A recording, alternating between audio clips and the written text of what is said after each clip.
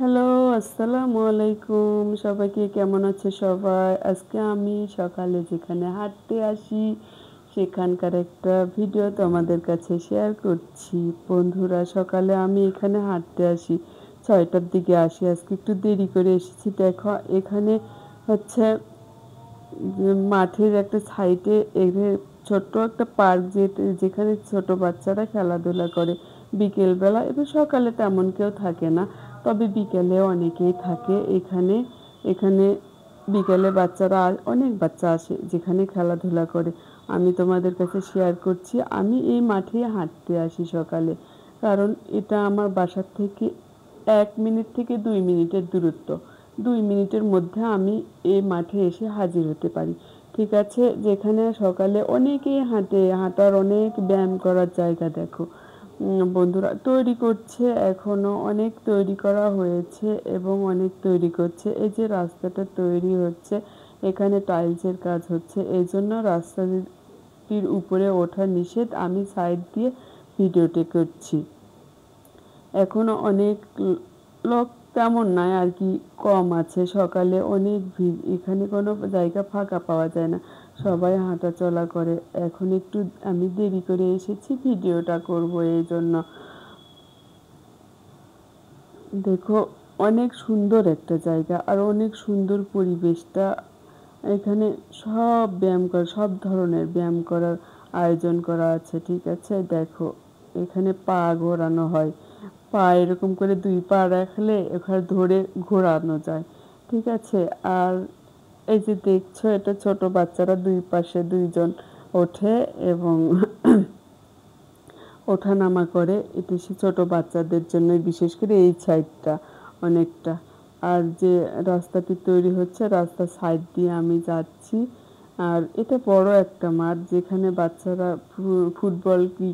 Football ছোট বাচ্চারা খেলতে পারে, ক্রিকেট খেলতে পারে, সাইকেল চালাতে পারে, বড়রা ব্যায়াম করতে পারে, চলতে পারে, হাঁটতে পারে, সব ধরনের। আর আর যে আমি যে রাস্তা দিয়ে যাচ্ছি, এটাও ২ পাশের মাঠের একটা মাঝখানে একটা রাস্তা, যেখানে হাঁটাচলা করা হয়। আর যে মাঠটি আমি দেখালাম, এই মাঠটি হচ্ছে বাচ্চাদের খেলাধুলা, বড়দের ব্যায়াম। এখানে বিকেল লাগলে দোকানপাট সব কিছুই আসে। আর এই যে মাঠটা, নতুন আরেকটা মাঠ দেখাচ্ছি, এই মাঠটাও বিশাল বড়।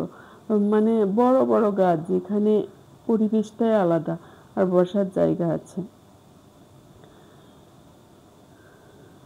আর এখানে এই মাঠটিতে ফুটবল খেলা হয়, যেখানে ফুটবল খেলা হয় এবং হচ্ছে এই মাঠটিতে ঈদের নামাজ পড়া হয়, যেখানে এই মাঠটিকে ঈদগাহ মাঠ বলা হয়। ঠিক আছে বন্ধুরা, এখানে ঈদের সময় জামাত হয়। আর এখানে এমনিতেই সময় হাঁটাচলা, ফুটবল খেলা সব কিছু কাজে লাগে। এখানে এত বড় মাঠ জয়পুরহাটে আর কোথাও নেই। অনেক বড়, ২টা মাঠ অনেক বড়। আর আমি যখন হাঁটি তখন বিশেষ করে এই সাইকেলগুলোতে আমি একটু উঠি। আজকে ফাঁকা পাই না সবসময়, আজকে একটু ফাঁকা পেয়েছি, বেলা হয়ে এসেছি, এই জন্য সাইকেলটিতে উঠলাম। এবং হাতে ফোন, এই জন্য হ্যান্ডেল ধরতে পারছি না। আর সেই কারণে কয়েক পা চালালাম।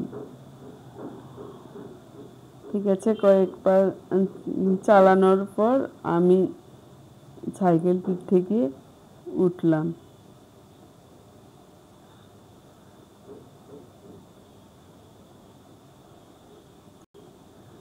আর